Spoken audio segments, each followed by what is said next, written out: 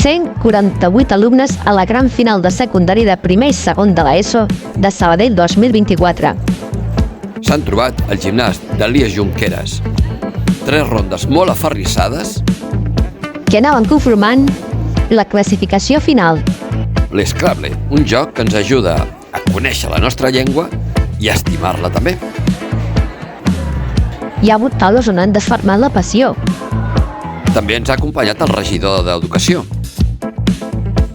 Tot dins d'un ambient de companyonia i, sobretot, De molta esportivitat.